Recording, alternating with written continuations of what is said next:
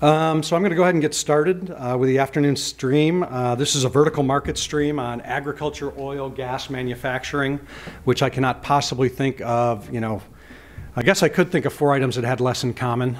But the whole bottom line, I guess, from this is that we're looking at things that are, energy related, outdoors, in at least 3 of them, and manufacturing can be, I guess, in that particular perspective. Again, my name is Mike Krell. I work for a company called Moor Insights and Strategy. Moor Insights and Strategy is a small boutique research, marketing, and consulting firm. I'm our IoT team lead, so I live and breathe IoT on a daily basis. Specifically, I deal probably 75% of my time with the industrial side of IoT. So that's what we're talking about here today. Obviously, about 25% of my time is spent in home automation. So if anybody has home automation questions offline, you can ask me about those, because I'm pretty wired for sound at my house and have tried just about everything there is. But today we're going to focus on more the energy and utility space and the manufacturing space. So what I'd like to do is put a couple things into perspective for you just from the IoT general market before we get started on our general sessions. And basically what we've got is we've got a couple panels and a bunch of presentations set up for you this afternoon that we'll be running through. And again, my job will be to keep us on track and to kind of move through and do the introductions as we move along. So as I said, when I started to look at this title of agriculture, oil, gas, and manufacturing, I said, boy, I could try and talk about all these things, but I think the better thing to probably do is to try and put IoT into perspective for you from an analyst's view. So, when I look at IoT, because a lot of people will say what IoT is, actually, I think probably Cisco said it best, it's Internet of Everything, right? So we're talking about everything being connected. And to me, when everything is connected, that means nothing is connected. It's kind of like Kleenex. It's just this generic term that doesn't really mean anything to anyone. So when I think about IoT, and I get it down to its simplest form, I think of a 3-legged stool. Okay, and the 3 legs on the stool are connectivity. Okay, so everything that we're talking about is connected in some way, shape, and form. So when you think about the basis of IoT, number 1 is connectivity. The second thing is data collection, but not just data collection, aggregation, analytics, and actions. A lot of people talk about sensors when they talk about IoT. I'm less interested in talking about sensors than talking about actuators, because we've been gathering data for a really, really long time. I've got a friend in town who is a serial entrepreneur, started a new data company, and he says, data is basically the new oil. It's dirty, it's crude, and it's located in the far reaches. Okay, and he's right. That's really what it is. And our issue now is, it's great to have all this data, but what we got to do is we got to get it out, we got to analyze it, and then we actually have to do something. We have to do something with that analytics, which is, like I said, I like to talk about actuators as opposed to sensors. The third pillar, or the third leg of this stool to me is security.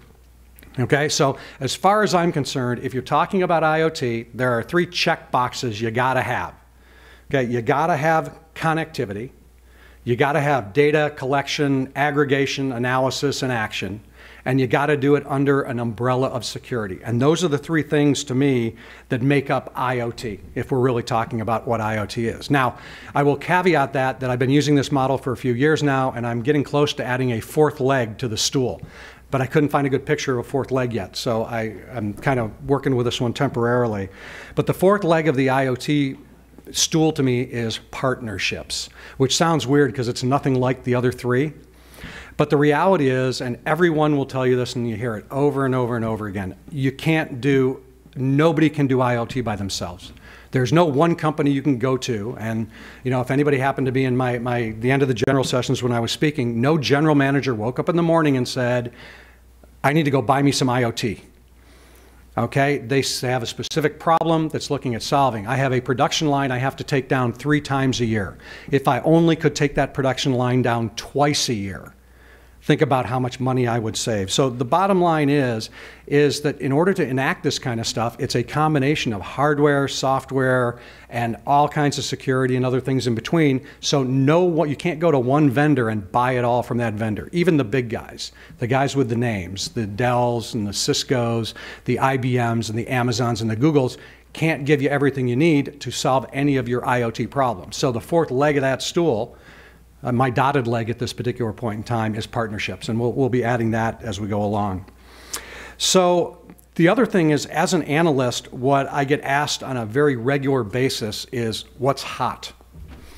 Okay, what are people going to be talking about? I mean, I understand that we've got a long period in time. You know, IoT is just starting. You know, if you look at any of the Gartner curves or any of those kinds of scenarios, you'll see we're in our infancy when it comes to IoT.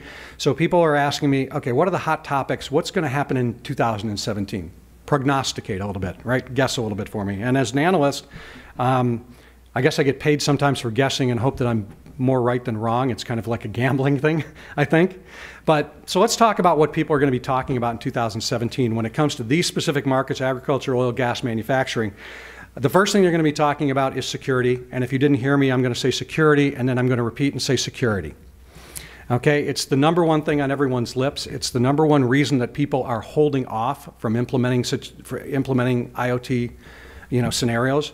Which is, if you think about a lot of these applications, agriculture, oil, gas, and manufacturing specifically, all of the data that was ever collected and ever done on these things, and don't mistake yourself, a lot of these industries have been doing IoT, just calling it machine to machine, for a very long time.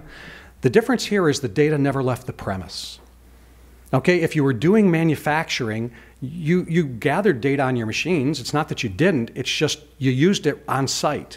And you did something with it on site. And the same thing, it's not like farms weren't gathering information and data. That data wasn't going anywhere, or it was only being used in that specific area. So, that's really the issue with what we're talking about here in these areas, is that the data is now being used and merged up with other data and taken off site. So that's why we talk about security, security, security, because most of the initial systems, what we call brownfield, stuff that's already out there in the world, is not secure.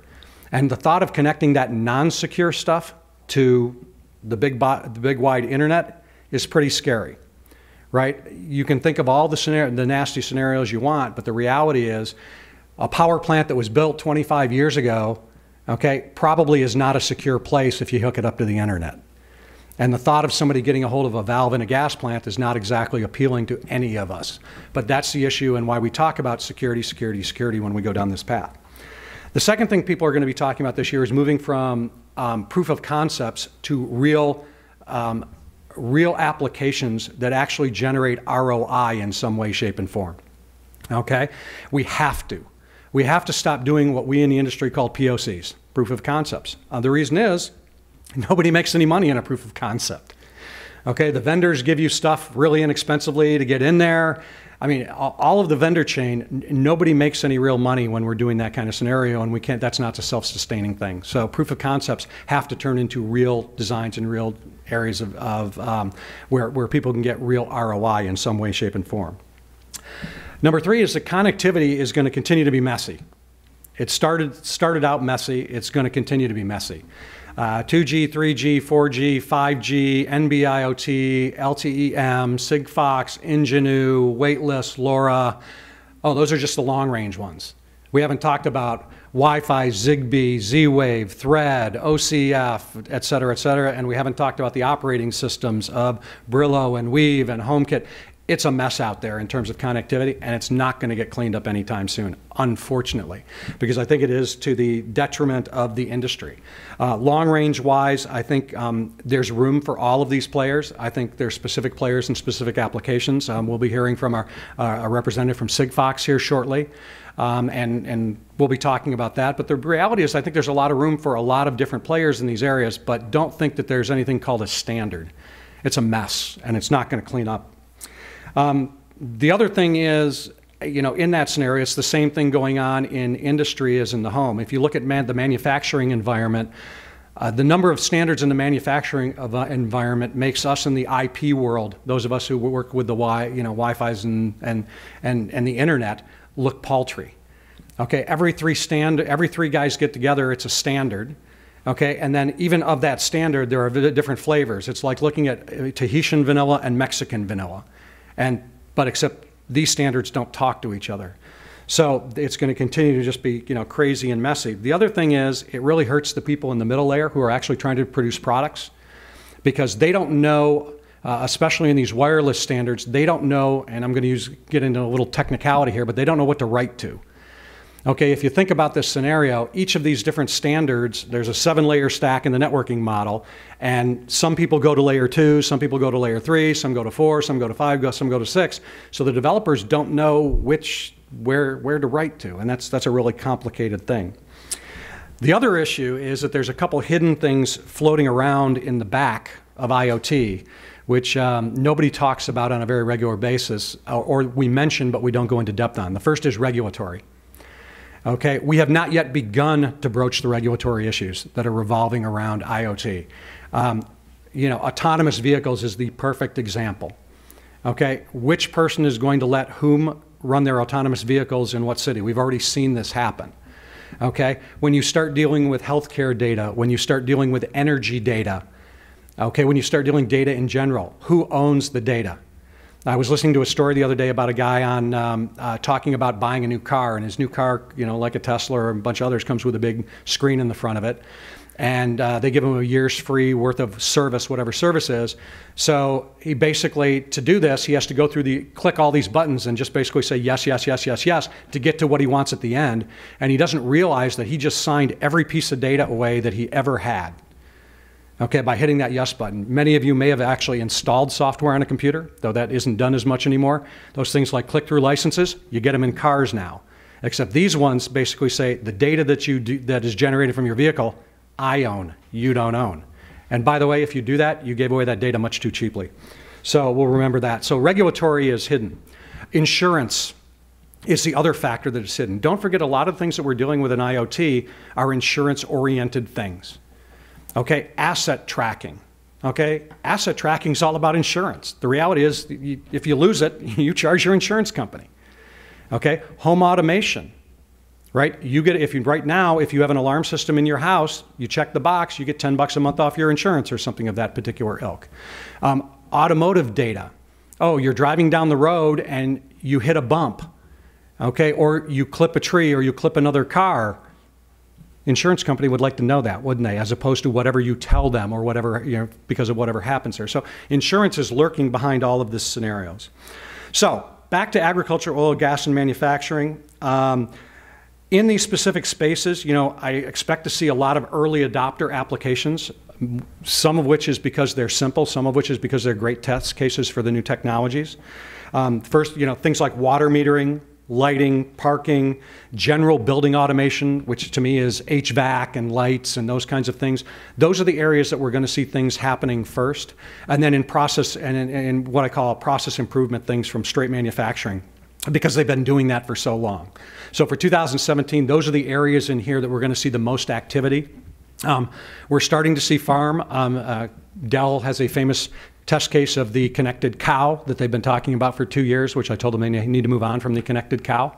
But it's all about, the health of the cow and the milking of the cow and how much milk it gives on a daily basis and tracking all this data and analyzing all the data. Those are the kinds of things, but most of them are standalone applications is what we'll still be seeing for 2017.